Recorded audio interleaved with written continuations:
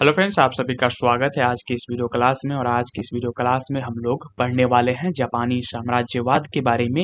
ये हमारा लुसेंट सामान्य ज्ञान का वीडियो सीरीज चल रहा है, जिसके अंतर्गत हम लोग वर्ल्ड हिस्ट्री को कर रहे हैं।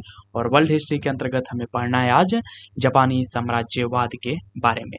देखिए, अगर यहाँ पर हम लोग जापान की बात छोड़कर आगे बात करें साम्राज्यवाद के बारे में, तो साम्राज्यवाद का मतलब होता है कि एक देश जब अपनी शक्ति और गौरव बढ़ाने के लिए किसी दूसरे देश पर आक्रमण करता है, उसके संसाधनों का उपयोग करता है और उसकी सीमाओं में हस्तक्षेप करता है, तो ये सारी जो चीज होती है ये साम्राज्यवाद का यहाँ पर बात होती है। यही साम्राज्यवाद है कि एक देश जब दूसरे देश के संसाधनों का उसके क्षेत्रों का उपयोग करने लगता है। ठीक है, तो आज हम लोग पढ़ने वाले हैं जापानी साम्राज्यवाद के बारे में। चलिए शुरू करते हैं। सबसे पहले जापान के साम्राज्यवाद का सबसे पहला जो शिकार हुआ था वह चीन हुआ था। ठीक है, तो आपको याद रखना होगा कि ध्यान रखना होगा कि जापान के साम्राज्यवाद का पहला शिकार कौन बना? चीन बना। आगे बढ़ते हैं। यहाँ पर है कि 1863 में एक अमेरिकी नाविक हुआ जिसका नाम पेरी था। ठीक है, पेरी ने बल प्रयोग कर जापान का द्वार अमेरिकी व्यापार के लिए खोला। ठीक है, तो 1863 में एक अमेरिका का नाविक हुआ जो कि पेरी था, और इसने बल प्रयोग किया और फिर अमेरिकी व्यापार के लिए यहाँ पर रास्ता बनाया। ठीक है, मतलब अब अमेरिकी व्यापार, अमेरिका और जापान के बीच व्यापार होने लगा उसके बल प्रयोग से। ठीक है, चलिए आगे बढ़ते हैं। जापान में आधुनिकीकरण की प्रक्रिया की शुरुआत मुत्सुहितो ने की। ठीक है, मुत्सुहितो ने जापान में आधुनिकीकरण की प्रक्रिया की शुरुआत की। नेक्स्ट आगे बढ़ते हैं। 1872 ईस्वी में जापान में सैनिक सेवा अनिवार्य कर दी गई।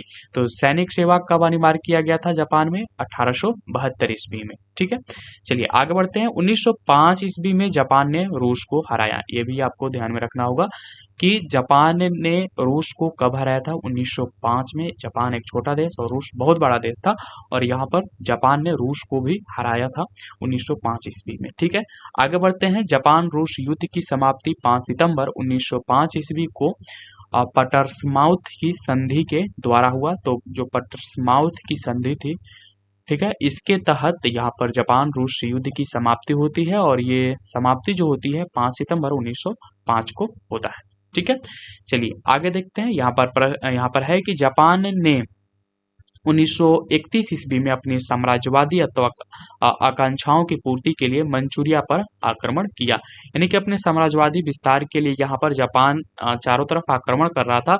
उसी के दौर में यहाँ पर 1931 ईस्वी में इसने मंचूरिया पर भी आक्रमण किया। ठीक है, नेक्स्ट यहाँ पर है कि 20 मार्च 1933 ईस्वी को जापान ने राष्ट्र संघ की सदस्यता त्याग दी। तो राष्ट्र संघ की जापान ने सदस्यता कब त्यागी थी? 20 मार्च 1933 ईस्वी को। ठीक है, जापान को एक नाम से जाना जाता है जो कि पीत आतंक से, यहाँ पीत आतंक से जापान को संबोधित किया जाता है। मतलब पीत आतंक से नाम से यहाँ पर जापान को क्या किया जाता है था? संबोधित किया जाता था। ये भी आपको ध्यान में रखना है।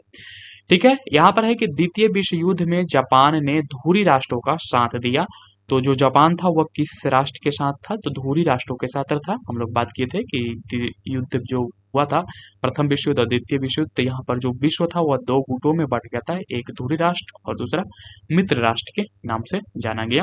ठीक है, यहाँ पर एक घटना घटती है कि अमेरिका ने जापान पर जो पहला अणु बम था वह 6 अगस्त 1945 को हिरोशिमा पर गिराया था। तो यहाँ पर यानी कि कब गिराया गया? जापान पर पहला अणु बम कब गिराया गया? 6 अगस्त 1945 पर। 45 को कहाँ पर? जापान में। जापान के किस शहर पर? तो हिरोशिमा पर।